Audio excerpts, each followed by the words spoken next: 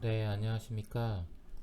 2021년 USD 데이터 사이언스를 위한 R 프로그래밍 강의를 맡은 한국생명과학연구원의 김하성입니다. 오늘은 첫 시간으로 강의 개요를 간략하게 말씀을 드리고, 그리고 R과 RStudi오를 설치하는 방법과 사용하는 방법, 그리고 간략한 개요에 대해서 말씀을 드리고 마치도록 하겠습니다. 이 수업은 기본적으로 동영상을 업데이트를 하면 여러분이 스스로 동영상을 보면서 진도를 나가시면 될 것 같고요. 그 뒤에 가서 말씀을 드리겠지만 숙제는 박성근 조교에게 보내시면 됩니다. 그리고 강의 사이트는 이 주소와 같고요. 강의 목표와 그 몇 가지 참고사항은 읽어보시면 될 것 같고, 온라인 강의 특성상 여러분이 스스로 꾸준히 좀 따라오셔야 뭔가 배워가는 게 있으실 것 같습니다. 참고 교재는 여기에 나와 있는 바와 같고, 그리고 이밸류에이션 같은 경우에는 온라인 강의라서 과제가 100% 되겠습니다. 그리고 70점 이상이 석세스이고 70점 미만은 언석세스로 부여가 되겠고요. 총점, 각 과제당 총점이 100점이라고 기준을 놓고 채점이 되고, 과제 제출일은 수업 자료 배포 후 일주일, 그러니까 목요일날 강의가 올라가면 여러분한테 아마 이메일로 배포가 될 텐데요. 이메일로 배포가 되면 그 다음 주 목요일까지 내주시면 되겠습니다. 감점 기준은 과제 제출일 일주일 이내에 내시면 감점이 없고, 그리고 일주일 이후에 내시면 20점 감점, 그리고 조교가 솔루션을 배포할 텐데 솔루션 배포 이후에 제출을 하시면 40점, 제출 아예 안 하시면 100점 감점이 되겠습니다. 강의 계획은 이렇게 쭉 보시면 될 것 같고, 크게 보시면 기본적인 랭귀지, R 랭귀지의 문법, 그리고 데이터를 어떻게 하면 눈으로 볼 수 있는지에 대한 기술들, 그리고 데이터를 내가 원하는 대로 변형시킬 수 있는 기술들, 마지막으로 여기 샤이니나 마크다운 같은 경우에는 그 어떻게 하면 웹페이지에 올리고 쉽게 올리고 어떻게 하면 웹페이지를 쉽게 만드는지, 이런 기술들입니다. 링크는 여기에 다 각각 올려드릴 것 같고요. 네, 그래서 강의를 시작을 하면 일단 R은 여러분이 이제 배우시게 될 그 프로그래밍 언어인데, 이 R은 기존에 그 벨랩에서 S라는 언어를 만들었고, 이 S 언어에서 유래한 그 언어입니다. 이게 엄청나게 많은 라이브러리, 그러니까 뒤에 가서 이제 패키지라고 할 텐데 다른 사람들이 만들어 놓은 코드가 있습니다. 그래서 그 코드를 단순히 가져다가 사용함으로써 내가 굳이 복잡한 어떤 리그레션이나 어떤 테스트 알고리즘을 구현하지 않고도 그런 테스트나 그런 기능들을 사용을 할 수가 있고요.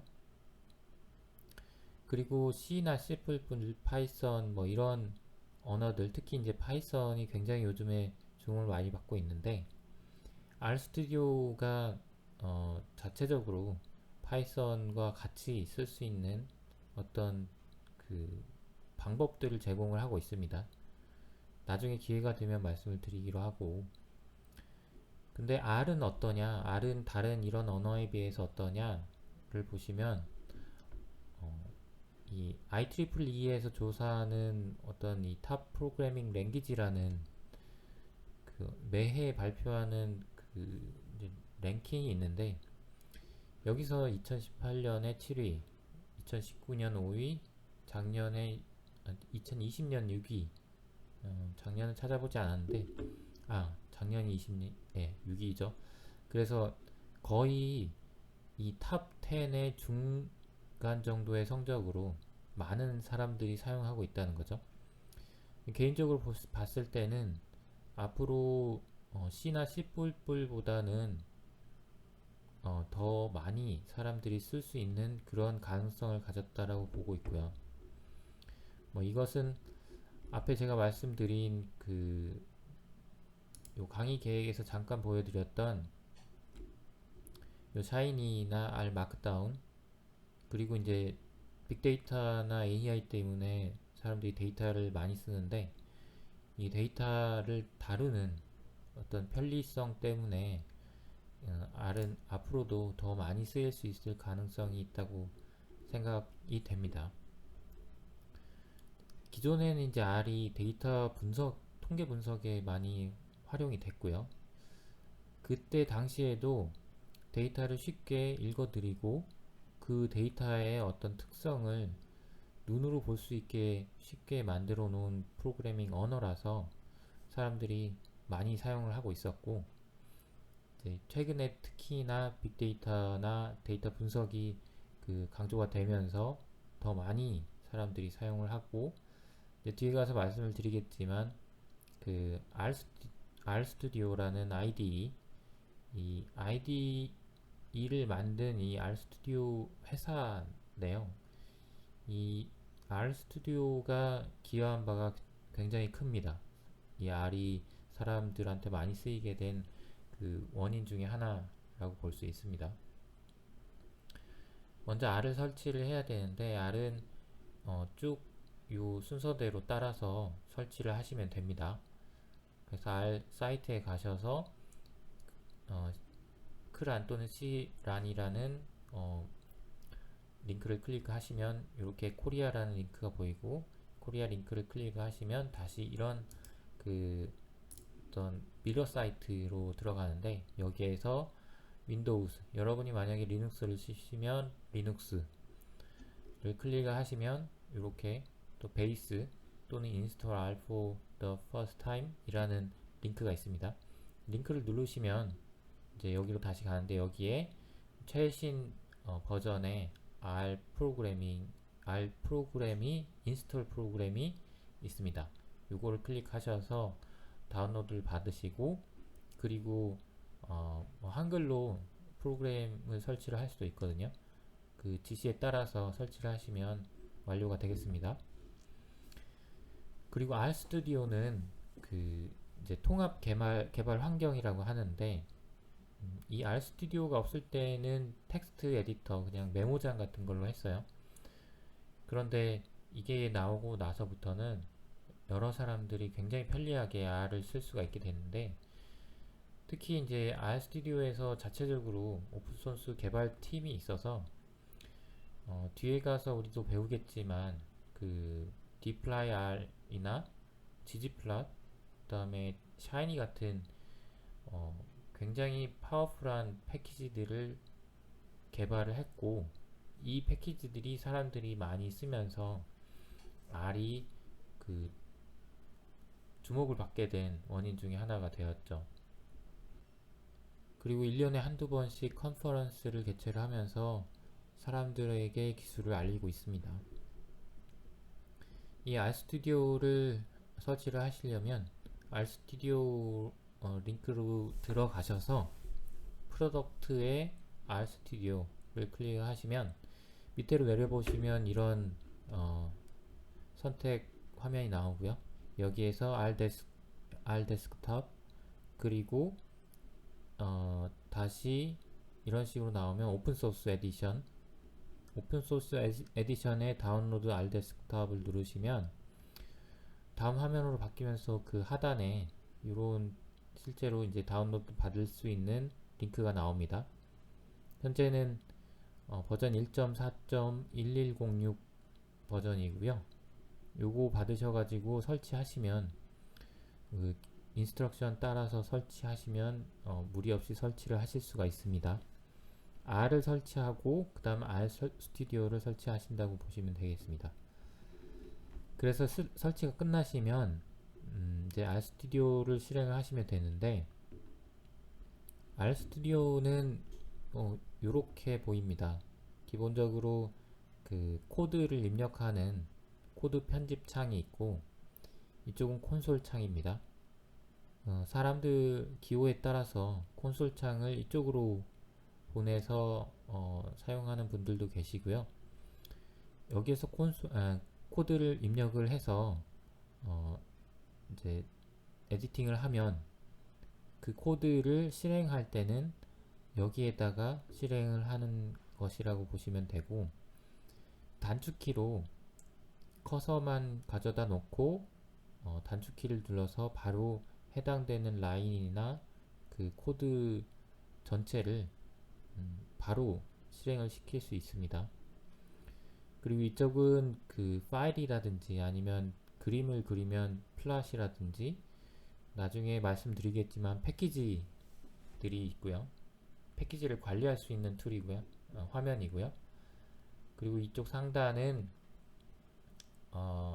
여러가지 베리어블들이 있습니다. 베리어블은 이제 또 뒤에 가서 말씀을 드리겠지만 이 코딩을 하면서 사용하는 어떤 오브젝트들, 어떤 이런 어떤 단어들, 어떤 값을 저장하는 공간들을 이렇게 리스트업을 해주는 공간이라고 보시면 될 것 같고, 그래서 처음에 보통은 이 뒤에 이제 프로젝트를 설정을 하고 시작을 하는 게 더 편합니다. 그런데 R 파일을 먼저 만들고 R 파일을 실행을 이렇게 먼저 보여드리면 R 파일을 만들면은 이렇게 코드 편집 창이 나오죠. 코드 편집 창에서 내가 코드를 넣고 그리고 실행을 하게 되면 이렇게 실행이 됩니다. 그러면 A라는 변수에 0이 들어가죠. 제가 아까 말씀드렸듯이 그 기호에 따라서 콘솔 창이 이쪽으로 놓고 쓸 수도 있습니다. 그런데 이제 이 코드를 저장을 할 때 파일을 저장을 해야겠죠. 이 저장을 할 때 보통은 뭐 여러가지 코드를 만들어서 이제 원하는 일을 수행을 하고 저장을 해야 되는데, 그 저장되는 디렉토리가 보통 따로 있죠. 그게 이제 우리가 말하는 그 워킹 디렉토리라고 하는 건데, 워킹 디렉토리를 먼저 설정을 해줘야 돼요.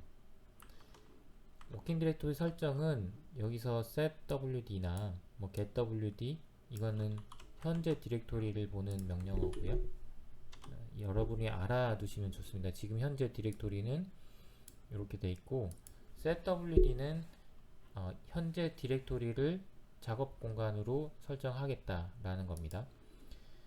보시면 되는데, dir 같은 경우에는 이제 그 안에 있는 파일들을 보여주는 그런 명령어. 그 작업 디렉토리를 지정하는 건 setwd나 아니면 그 여기 more에 보시면 set as working directory라는 메뉴가 있고요. 이걸 누르시면 setwd 현재 디렉토리 이렇게 하실 수가 있습니다. 그런데 개인적으로 여러분한테 추천드리기는 이렇게 파일을 생성을 하고 워킹 디렉토리를 설정을 하는 것보다 새로 프로젝트를 만들고 그 프로젝트 안에서 파일을 생성하고 코드를 만드는 게 훨씬 더 편합니다. 그래서 실제로 해보면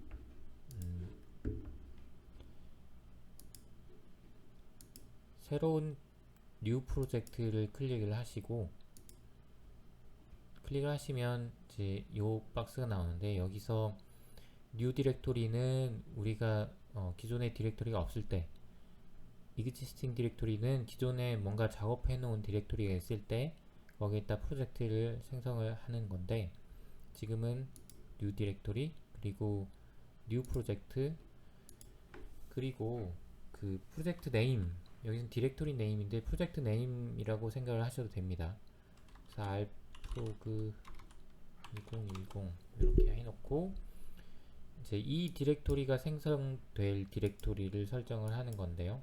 저는 여기로 설정을 했습니다. 그래서 여기 클릭을 하고 여기에서 크리에이트 프로젝트를 하면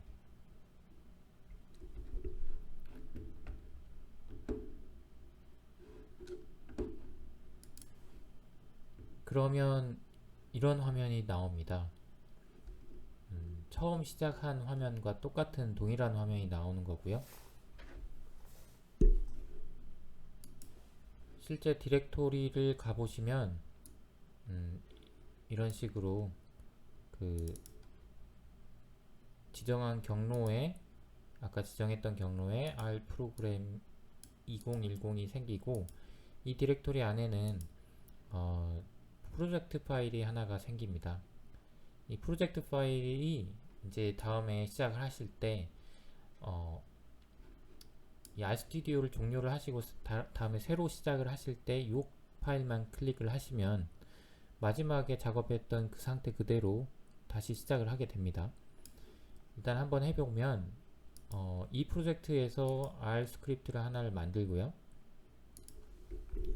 그리고 A라는 변수에 0, B라는 변수에 1 이렇게 이 변수의 값을 저장하는 것은 뒤에서 조금 더 말씀을 드리고 이렇게 타이핑을 한 후에 이 파일을 이 워킹 디렉토리에 저장을 하겠습니다. day1이라고 하면 day1.r이라는 파일로 저장을 하게 됩니다. 저장이 되게 됩니다. 그래서 이거를 뭐 이렇게 여기서 실행을 하고 이렇게 출력을 한번 해보고 그리고 저장을 한 다음에 이제 종료를 해보겠습니다. 네, 이렇게 종료를 하고 지금 R 프로젝트 이거는 R 프로젝트가 아니고 그 .r 데이터라는 그 디폴트로 저장되는 어떤 그 상태 현재 그 변수들을 저장하겠느냐 요런 건데요. 저장하지 않으셔도 됩니다. 그리고 아까 우리가 만들었던 그 디렉토리에 가서 프로젝트 파일을 클릭을 하면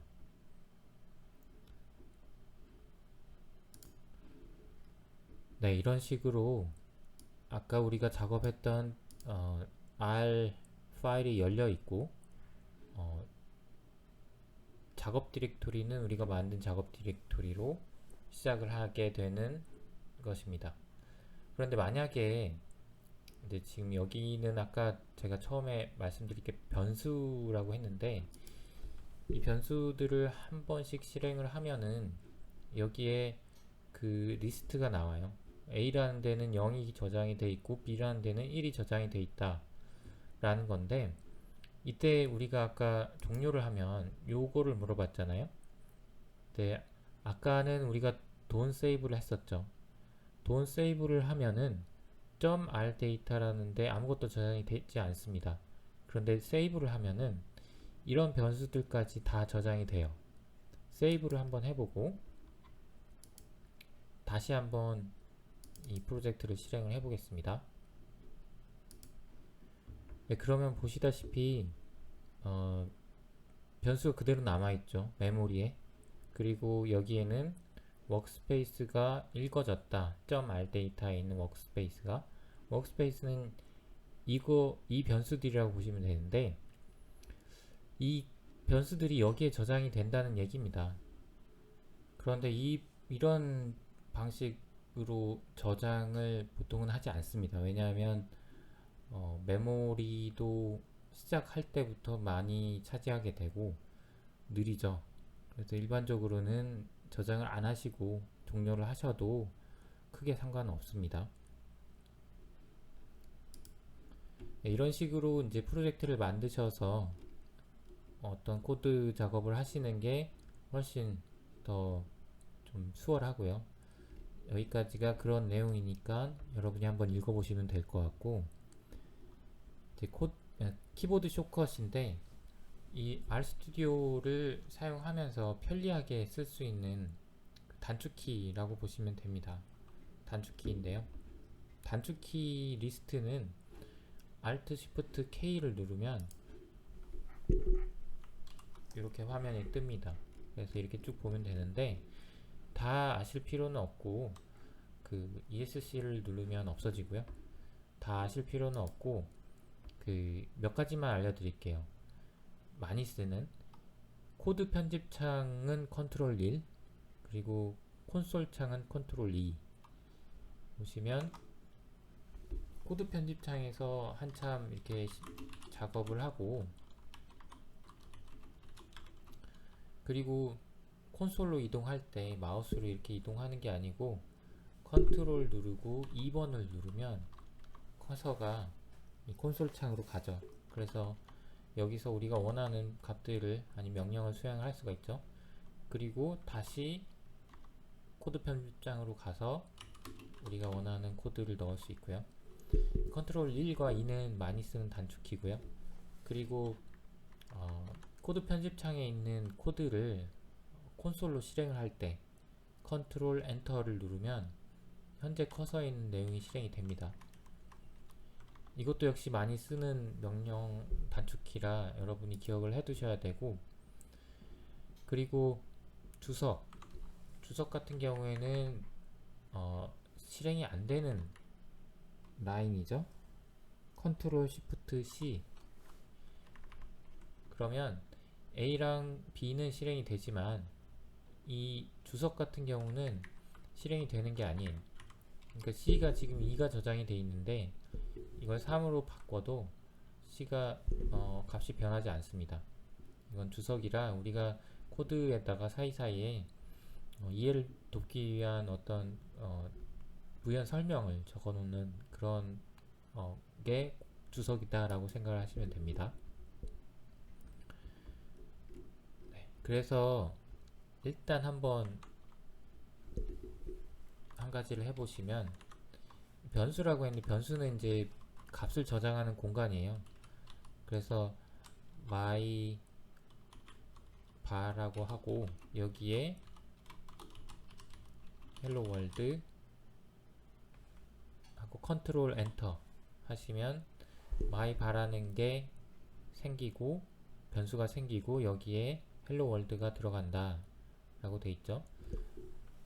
이 상태에서 컨트롤 2번을 누르고 myvar로 실제로 값이 잘 들어가는지를 확인할 수도 있어요. 물론 이 창을 보고 확인할 수도 있는데 이제 어레이라든지 아니면 매트릭스 작업을 할 때는 여기에 다 값이 나오는 게 아니기 때문에 우리가 여기서 타이핑을 해서 실제로 값이 잘 들어가는지 확인하는 과정이 자주 필요합니다. 그리고 cat과 print 같은 경우에는 이 변수에 있는 값을 출력해라 라는 거고, 여러분이 그 차이점은 제가 차차 뒤에 가서 계속 말씀을 드리도록 하겠습니다. 만약 여러분이 이제 R을 처음 접한다 그러면 제일 많이 활용을 하셔야 되는 게 이 도움말입니다. 도움말은 물음표나 아니면 help라는 함수를 이용해서 우리가 볼 수가 있는데요. 뭔가 이제 명령어를 모른다 했을 때는 무조건 물음표 명령어 이렇게 해보면 도움말이 나옵니다. 실제로 한번 해보면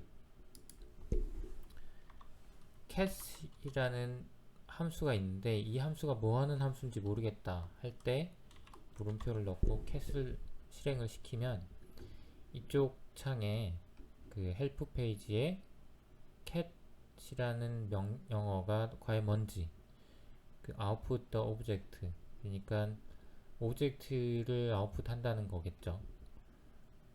쭉 보시면 뒤에 가면 example이 있어요. 그래서 이런 식으로 example까지 보시고 여기서 cat을 사용하면 되겠죠. example이라는 명령어로 example만 따로 출력을 해볼 수가 있어요. 이런 식으로 컨트롤 엔터 하면은 example만 따로 출력이 되는데 이게 실행이 되면서 출력이 되는 거라 여러분이 쉽게 그냥 그 example를 카피해서 복사해서 넣는 것보다 좀 더 빨리 편하게 example를 참조를 할 수가 있죠. 그리고 뒤에 가서 이제 패키지를 배울 텐데 이게 민이라는 거는 이제 우리가 평균이라는 어떤 명령어라고 알고 있죠. 이 민이라고 쳐보면은 여기 펑션이라고 해서 뭔가 이런 문자가 나와요.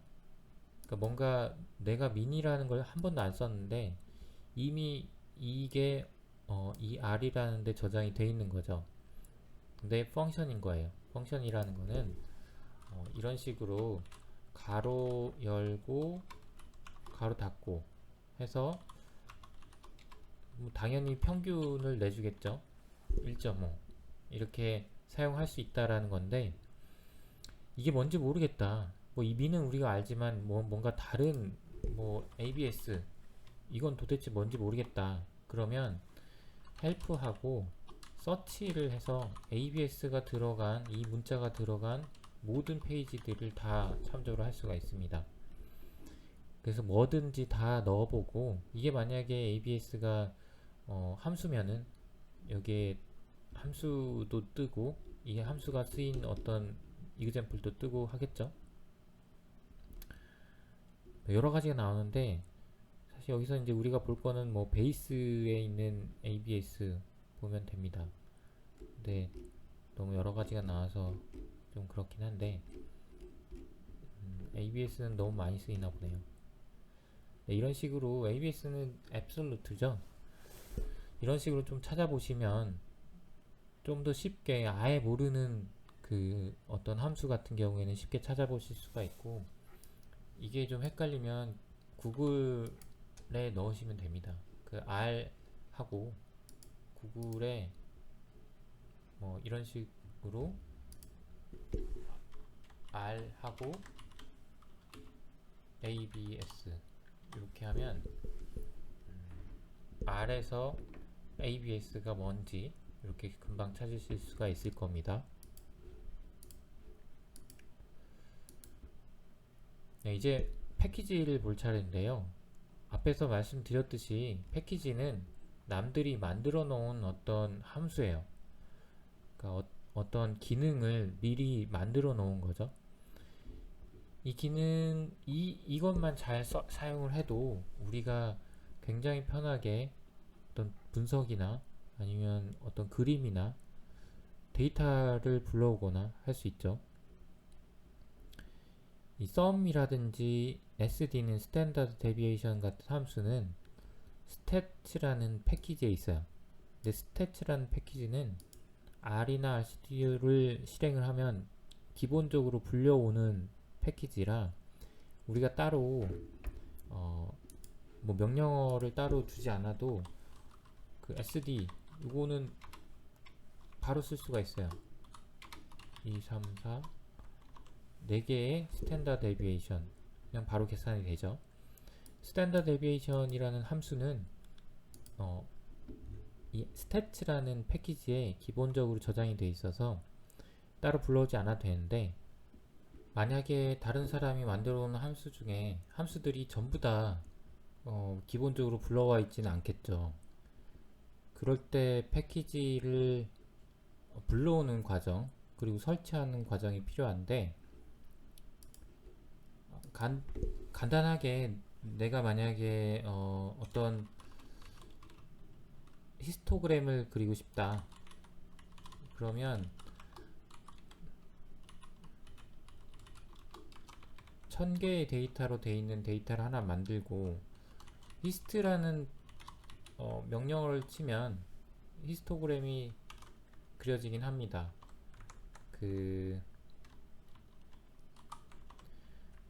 이제 자세한 건 나중에 말씀을 드리겠지만 히스토그램이 그려져요.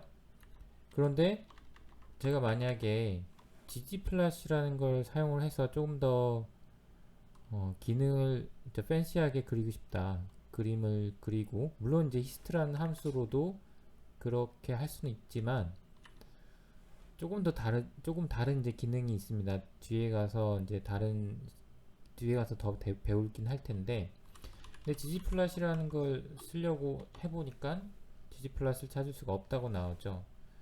그래서 ggplot을 가지고 있는 함수, 그러니까 패키지를 불러와야 돼요. ggplot2라는 패키지를 불러와야죠. 근데 이 ggplot2는 일단 제가 미리 여기에는 설치가 돼 있어서 이렇게 불러와지는데 아직 그림은 안 그려지죠. 그런데 만약에 설치가 안 돼 있으면 라이브러리 ggplot2가 없다라는 메시지가 뜨겠죠. 일단 요거를 한번 그려보면 네, 이렇게 하면 여러분이 우리가 이제 뭐 이것도 디폴트로 이런 식으로 그려지긴 하는데 굉장히 많은 데코레이션이나 옵션들을 줄 수가 있어요. ggplot을 쓰면은. 이 부분은 이제 또 다른 시간에 우리가 배울 예정이고, 어쨌든 지금 여러분이 아셔야 될 부분은 패키지를 어떻게 사용을 하는가 라는 것입니다. 그래서 패키지는 일단 설치를 해야 돼요. 다 있는 게 아니기 때문에 이 패키지 디렉토리로 가서 인스톨을 눌러서 내가 원하는 패키지를 설치를 하면 됩니다. 이렇게 설치를 하면 되는데 만약에 여기 APE 네, 이런 식으로 하면 설치가 되겠죠. 여러분이 한번 해보실 거는 tidy device 이 패키지를 한번 설치를 해보세요. 물론 저는 이제 이미 설치가 돼 있어서 아마도 설치가 돼 있다는 메시지가 뜰 텐데, 여기서 인스톨을 하면 이렇게 타이핑하는 것과 똑같습니다. 그래서 이렇게 실행이 되고, 이 tidy bus라는 것은 아까 방금 제가 쓴 뭐 ggplot2라든지 아니면 우리가 배울 shiny나 뭐 dplyr 같은 것을 여기는 설치가 안 돼 있네요. 그 tidy bus라는 패키지는 패키지들의 모음이에요. 그래서 지금 하나밖에 설치가 안 되는데, 여러분이 설치를 하시면 뭐 ggplot2도 설치가 되고 뭐 dplyr도 설치가 되고 몇 개가 설치가 쭉 될 겁니다. 그러면 그 상태는 쓸 수 있는 상태가 아니고, 아직은 그렇지만 언제든 불러와서 쓸 수 있는 상태라는 겁니다. 그래서 설치가 끝나면 라이브러리라는 함수로 로딩을 해야 돼요. 그 라이브러리라는 함수, 제가 아까 ggplot을 불러올 때 이렇게 로딩을 했죠. 이것처럼 라이브러리 tidy 이렇게 하시면 이제 tidy bus라는 패키지 안에, 이건 패키지들의 모음이니까 그 패키지들이 다 이렇게 불려옵니다. 그래서 로딩이 돼요. 네, 이런 식으로 이 패키지, 이 하나하나가 다 패키지인데 패키지들이 로딩이 돼서 이제 쓸 준비가 된 겁니다. dplyr 같은 경우에도 이제 여기서 제공하는 함수를 쓸 준비가 된 거죠. 뒤에 가서 더 이제 다른 강의에서 좀 더 배우게 될 것 같고요. 네, 참고로 이런 패키지들이 설치된 디렉토리는 library path라는 명령어로 여러분이 확인을 하실 수가 있습니다. 그래서 이 패키지는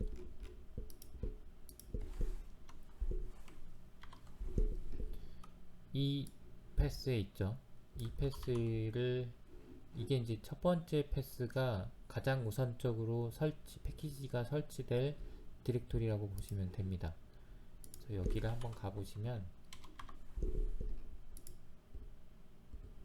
네, 여기 패키지들이 제가 미리 해놓은 패키지들이 이렇게 쭉 있죠. 여기에 방금 설치한 패키지가 아마 보이시게 될 것입니다. 네, 그리고 이 패키지 안에는 그 데이터들이 들어있어요.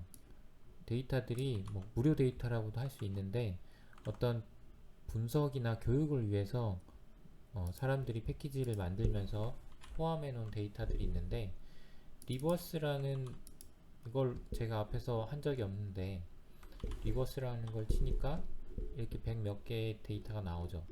그럼 이 데이터가 과연 뭐냐? 아까 우리가 그 도움말을 배웠는데, 도움말을 한번 보면은